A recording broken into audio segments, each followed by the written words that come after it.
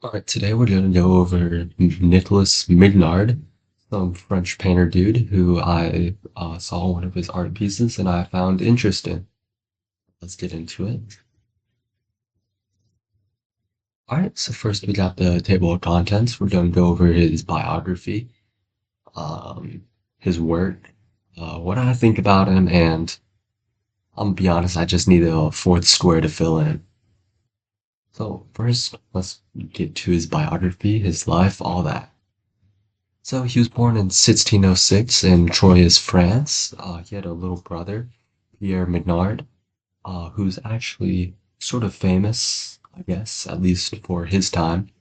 He had two parents, born and raised Catholic and was baptized as a baby. And just because I don't know where Troyes, France is, it's about like the southeast-ish of Paris, 112 miles, and for Texas comparison, it's about the distance from Eisenhower State Park to the Fort Worth Kimball Art Museum. Alright, so where did his art journey come from? So, like I said, he was born and raised in Troyes, where he studied art, got down the basics, I guess. Then he moved to Fontainebleau. I did not take French, I took Spanish in high school, where he further developed his skills under this dude, Simon Vouet, where he was inspired by mannerism, we're going to talk about later. And then he went to Rome to study and paint on a retinue of some French cardinal Catholic guy, which I guess was normal back then. I don't really know what a retinue is, but I think it's just like an internship, maybe. Okay, so his personal life, I think a year or two after he came back from Rome, he got married and had two kids, Paul and Pierre the second, and he had a family full of artists, like I said before. His younger brother, Pierre the first, was a painter, and Paul and Pierre the second ended up being painters. But unfortunately for the Midnard family, um, there was a little bit of a falling out between Nicholas, Nicholas and Paul versus Pierre the First, not his son. I'm not exactly sure why, because Oxford Art Online decided to be ran by communists and wanted me to pay to find out, but I don't want to spend $30 for one video, and I'm a lazy bum. So yeah, and he did die in 1668. I believe he was like 62 or something. Um, we're not really sure how he died. It's not public information because they didn't really have good records back then. And the records they did have weren't very detailed because the knowledge, the medical field back then wasn't too good. If you're asking me, I think there was still bloodletting back then. Sure. Alright, notable pieces, things I could find. The Virgin and the Child. Um, well, that's like the Virgin Mary, and then that's baby Jesus. I like it because of like the colors, You have that like rich blue over here. You got like the rich red down here, like as a tablecloth, I think. And like in Mary's blouse. Um, it's pretty cool. Baby Jesus is doing like hand symbolism, whatever, on a lot of artworks. I thought was really interesting that maybe you can't see it, but right over Mary's and Jesus's head, it's like a slight hint of a halo. You can't really see it, but if you look closely, it definitely is there. It's interesting. Another one I liked was Venus and Adonis, inspired by a play by William Shakespeare.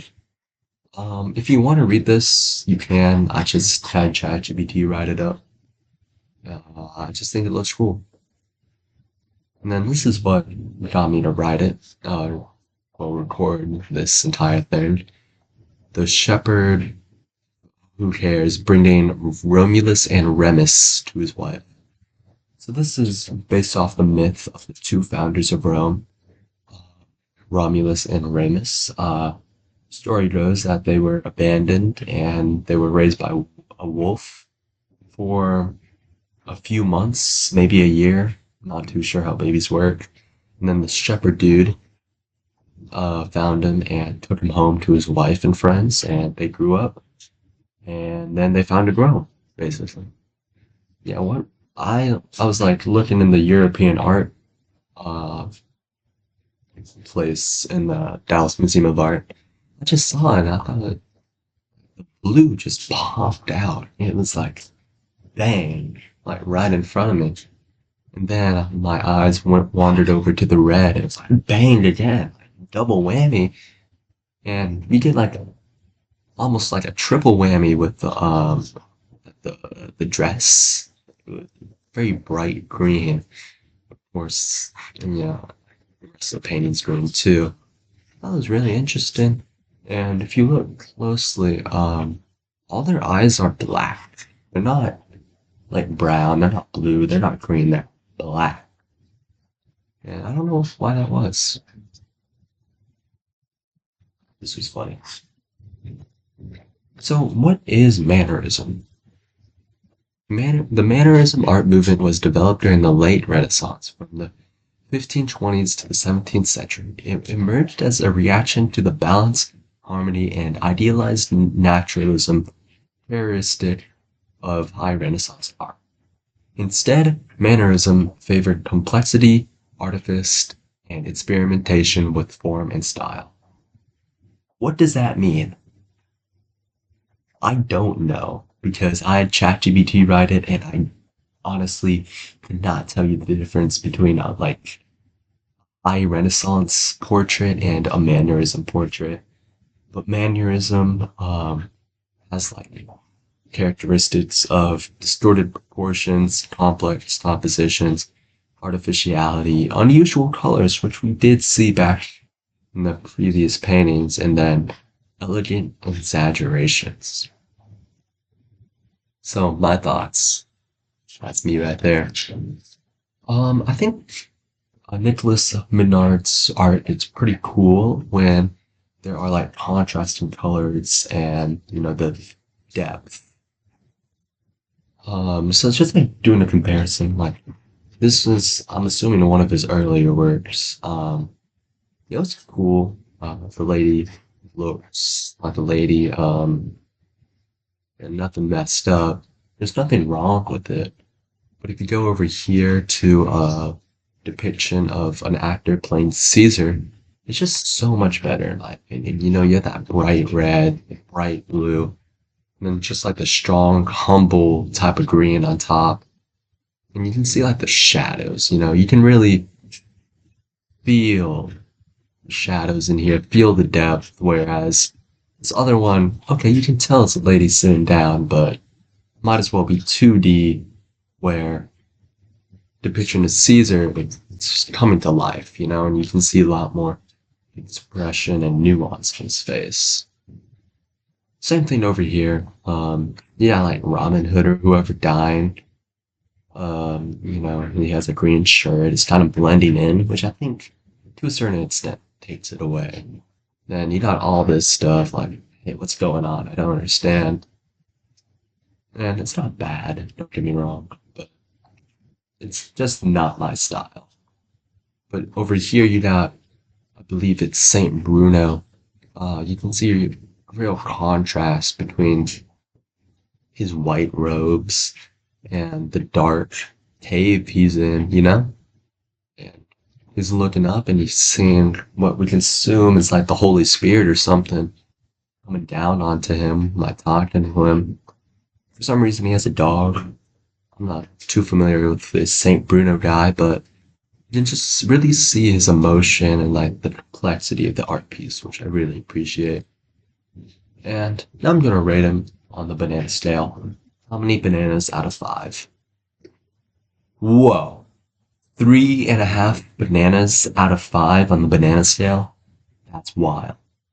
Um, my, my rating is 3.5, mainly because I'm not a huge fan of his early work, and um, I'm gonna get into this later. Unfortunately, there aren't a lot of examples of his finished art pieces, and the ones I did find, I did have to like go to like weird, goofy, mysterious websites to find. Um, and just really not the biggest fan of his early art, but the late art, where you have like Saint Bruno and Caesar and the Shepherd dude. I think those are pretty cool, but there just isn't a lot to go off of, you know. And things to consider. During the one of the French revolutions, a lot of his art pieces were stolen, destroyed, plundered, whatever. And after people found them again, they misattributed them to his brother. So there might be hidden Nicolas Mignard paintings within Pierre the First Mignard collections. Who knows? And there aren't a lot of historical records to go off of his life. Um, this was the 1600s. I guess they didn't write a lot of stuff. Yes. And one of the most important things, I'm lazy. I used ChatGPT and Wikipedia and did not do a lot of research. And of course, he is French, and there weren't a lot of really like, well, some of the sources I found were in French, a language that I do not speak. And endings, thank you. Those are my sources, websites. I'm not doing MLA format, who cares? And I think I have to do that because of slideshow. So yeah, um, that was Nicolas Mignard. Um, Pretty cool French painter dude, and I hope you enjoyed learning about uh like, subscribe, love you, bye.